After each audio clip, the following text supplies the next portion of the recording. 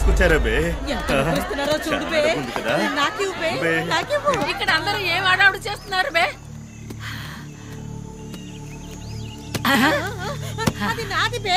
ఎందుకు తల్లి? లేదమ్మా, వాళ్ళే కావాలన్నారు. కూలి తీసుకుంటున్నా ఊరికే ఉండు బే. పాపాత్మలుగా ఉన్న మనల్ని పుణ్యాత్మలుగా చేయటానికి వచ్చాడే ఆ దేవుడు. పాపాలు చేసుకుని మనసు కలుషితం చేసుకోకండి, దేవుడు బాధపడతాడు. దేవుడు కూడా కొంచెం నైవేద్యం పెట్టేద్దాం బే.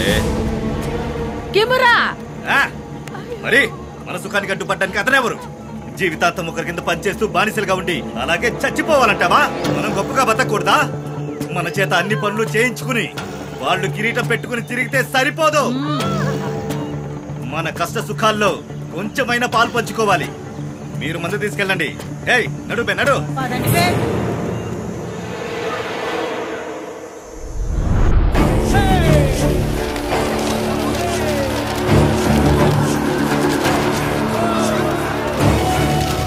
కళ్ళకి గంతలు కట్టుకున్న మూర్ఖులకి వెలుగు తెలియదు.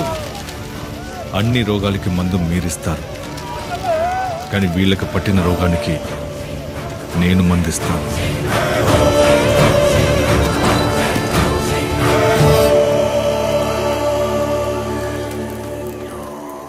వాళ్ళ అహంకారానికి సరైన బుద్ధి నేర్పాలని నిర్ణయం తీసుకున్న బజరంగి వైద్యులందరినీ ఆ చోటికి రాకుండా ఆపేశారు. కానీ ఈ మూర్ఖులు ఔషధం చేస్తూ వైద్యులు వచ్చే దారిని ఎదురు చూస్తూనే ఉన్నారు. ఆయుర్వేద ఔషధాన్ని ఒకసారి వాతావరణానికి తగ్గట్టు వేస్తే ఆ సమయం లోపల దాన్ని ఉపయోగించి తీరాలి. లేదంటే అందులో ఔషధం గుణాలు తొలగిపోతాయి.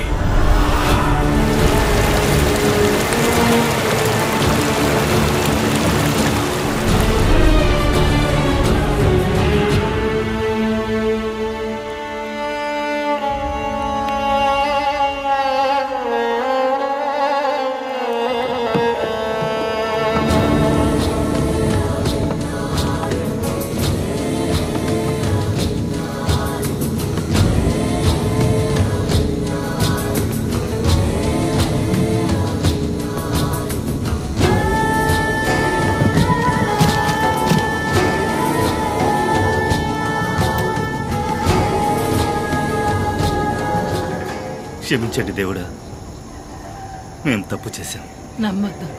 నమ్మద్దు వీళ్ళని. పుట్టే తేళ్లు వీళ్ళు. నిమిషానికో బుద్ధి మారుతుంది వీళ్ళకి. లేదు బే, నిజంగానే మారిపోయాం. మాకు ఈ డబ్బులు గిబ్బులు ఏమీ వద్దు. మీరు ఏం చెప్తారో అది వింటాం. నమ్మండి బే. తప్పు చేయడం సహజమే. మీ తప్పుని మీరు తెలుసుకున్నారు, నాకు అది చాలు. దేవుడు, అందరూ ముఖానికి రంగు పూసుకుంటే వీళ్ళు నాలుగుకి రంగులు పూసుకునేవాళ్ళు. లేదమ్మా, వీళ్ళు ఇంత చెప్పాక కూడా మనం వీళ్ళని నమ్మలేదంటే అది మన తప్పే అవుతుంది. తెల్లగా ఉన్న మనసుని పాడు చేయొద్దు, నమ్మకం ఉండాలి. నేను నమ్ముతున్నాను. దేవుడు, ఏంటి? రేపే వైద్యులందరినీ పిలవండి. దేనికి? తెలివి లేని జనాలం మేము. ఇంతకుముందు ఎప్పుడు ఇలాంటివి చూడలేదు. వాళ్ళు ఇచ్చారు కాబట్టి మేము తీసుకున్నాం.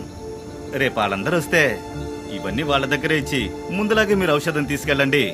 మా వల్ల మీరు బాధపడుంటే మమ్మల్ని క్షమించండి అని చేతులు జోడించి అడుగుతాం దేవుడా. అలాగే కాదు.